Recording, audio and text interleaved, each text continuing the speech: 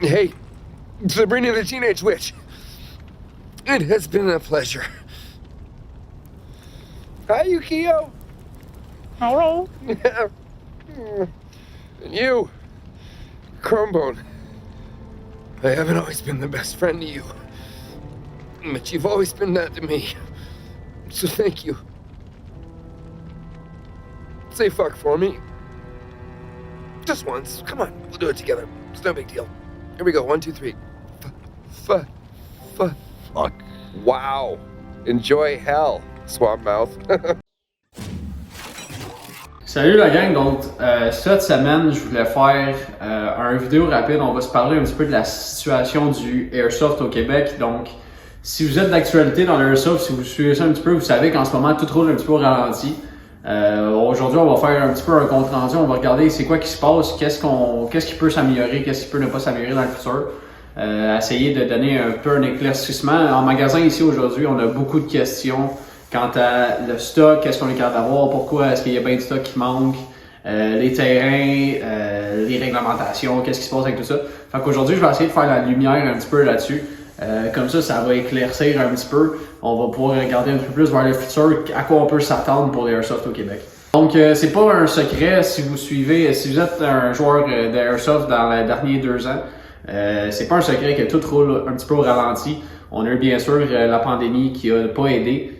Malgré le fait que ça fait maintenant presque 3 ans, plus que 3 ans même qu'on est dans cette pandémie mondiale-là, malheureusement, les choses roulent encore au ralenti, même si on a l'impression que ça s'en va de mieux en mieux. Beaucoup les industries, tout ce qui est le shipping, tout ce qui est ces choses-là, ça prend encore beaucoup de temps, c'est encore très arrêté, c'est encore très au ralenti. Donc oui, les commandes qu'on passe, nous, c'est beaucoup plus long qu'à l'habitude. Malheureusement, donc les délais sont beaucoup plus longs qu'à ce quoi vous pouviez attendre il y a quelques années, malheureusement.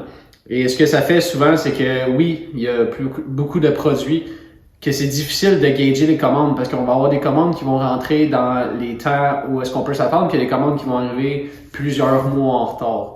Donc pour tous ceux d'entre vous qui attendaient après des produits spéciaux ou un petit peu plus particuliers, malheureusement, on est vraiment désolé, mais c'est pas quelque chose qu'on peut contrôler. C'est quelque chose qui est un petit peu donné à la chance, malheureusement, si les produits se rendent ou se rendent pas dans les temps qui nous sont donnés. Donc, pour ça, c'est un petit peu malheureux. Je vous dirais, ça risque de s'en aller en améliorant. Les chances que ça reste comme ça à tout jamais sont quand même assez faibles. Je vous dirais, en ce moment, il y a plusieurs choses dans les 2 dernières années qui se sont passées dans le monde qui peuvent faire en sorte que ça vient jouer sur nos délais d'attente. Donc, on a la pandémie. Ensuite de ça, il y a eu les camionneurs. Ensuite de ça, il y a eu la grève aux douanes. Puis là, maintenant, on a la guerre en Ukraine, malgré le fait que la guerre en Ukraine, je suis pas sûr que ça joue un immense rôle sur le shipping. Mais on sait jamais. Il peut toujours avoir des choses qui se passent de ce niveau-là. Niveau de pourquoi ça pourrait endommager les temps de shipping des pays qui sont quand même assez proches de la Russie. Donc, ensuite de ça, je vous dirais, à part les temps de shipping, il y a beaucoup de produits qui sont rendus beaucoup plus difficiles d'accès qu'avant. Malheureusement, on a certaines compagnies dans le monde du Airsoft, je ne nommerai pas de nom, mais qui n'ont pas survécu nécessairement à la pandémie. Il y a des produits que nous autres, on vendait beaucoup en magasin qui malheureusement, on n'est plus capable d'avoir, les compagnies ont fermé les comptes, on n'est plus capable de commander de ces produits-là. Il y a certaines compagnies où est-ce qu'on avait des commandes ouvertes avec eux et que malheureusement, on a eu des courriels comme quoi on n'aurait plus accès à ces produits-là. Donc, c'est une autre source ici de problèmes pour les commandes. Voici pourquoi certains des produits, oui, ça fait 1 an qu'on dit qu'on les a commandés, parce que ça fait 1 an qu'on les a commandés et malheureusement, ces produits-là, on les recevra jamais. Donc, désolé pour tous ceux qui attendaient des pack vendors, par exemple. Ensuite de ça, il y a eu un gros resserrement au niveau des douanes, je vous dirais, depuis tout ce qui est loi C-21, si vous vous rappelez de ça, il y a à peu près 1 an. Il y a eu un immense resserrement au niveau des douanes. Il y a beaucoup de produits où est-ce qu'on avait assez de facilité à avoir anciennement, comme par exemple tout ce qui est faux silencieux, où est-ce qu'aujourd'hui c'est rendu très difficile d'en avoir. On voit que les fournisseurs ils ont dû changer beaucoup leur branding sur les paquets. Il faut vraiment que ce soit marqué faux silencieux. Tout ce qui est avec le mot réplique de silencieux, tout ce qui ressemble à un vrai silencieux, c'est beaucoup plus difficile, beaucoup plus cher aussi si on est capable de les avoir, malheureusement. Donc, il y a certains produits comme ça qui sont vraiment difficiles d'aller chercher. On a souvent des commandes où est-ce que on a certaines parties de la commande qui sont restées prises aux douanes. Ça vient tout malheureusement ralentir la réception de cette commande-là au complet parce qu'il manque beaucoup de morceaux dans la commande. Donc malheureusement, il y a certains morceaux qu'au Canada vont devenir de plus en plus rares. Ce que ça veut dire, c'est que probablement que les prix vont monter en flèche et sur le marché usagé et sur le marché neuf. Donc malheureusement, ça fait un petit peu partie de la situation en ce moment.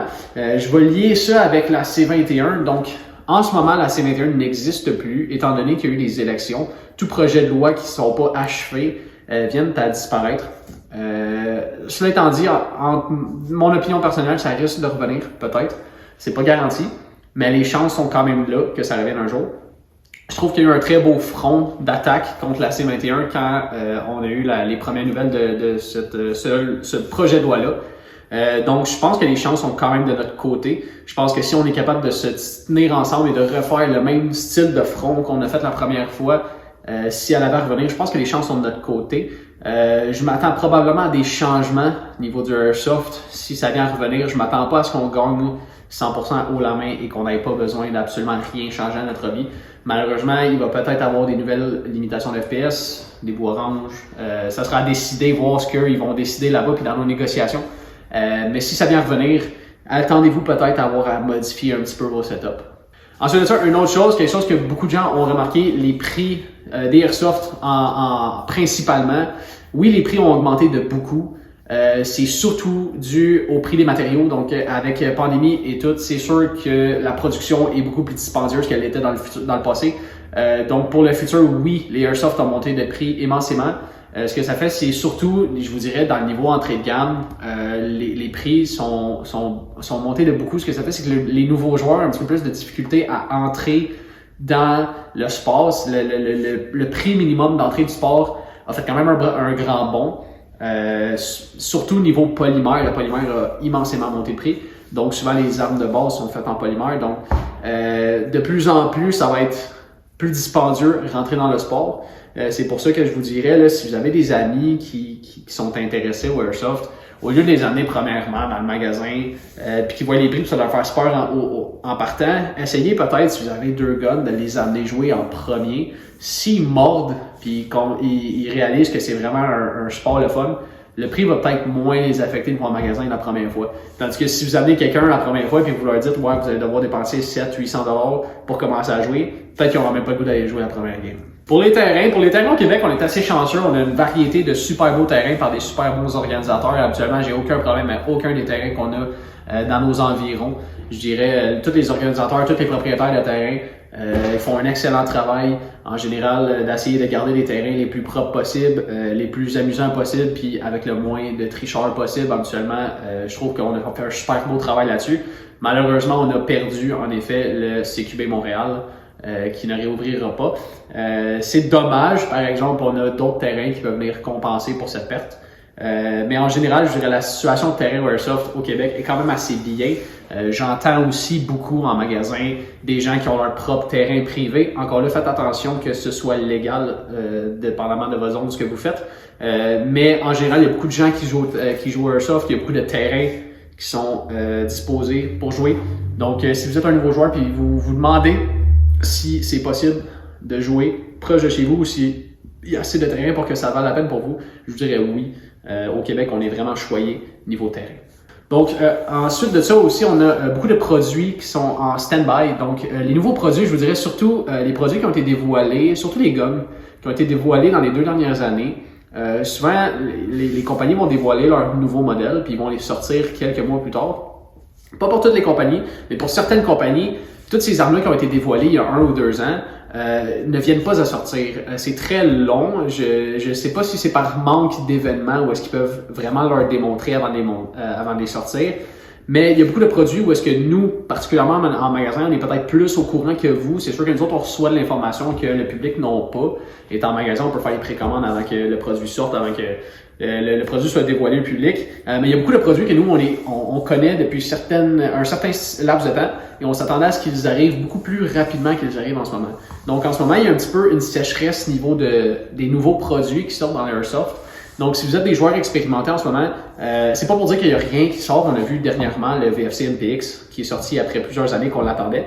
Mais je trouve qu'il y a un peu une sécheresse niveau de nouveaux produits. Actuellement, le Airsoft, ça roule quand même. Il y a beaucoup de nouveaux modèles, nouveaux produits presque à chaque mois. Et depuis une couple d'années, je dirais c'est rare. On voit souvent les mêmes choses. On voit les compagnies montrer leurs modèles qui sont déjà sortis depuis une couple d'années, leur dernier modèle, malgré le fait que le gun commence déjà à avoir de l'ancienneté.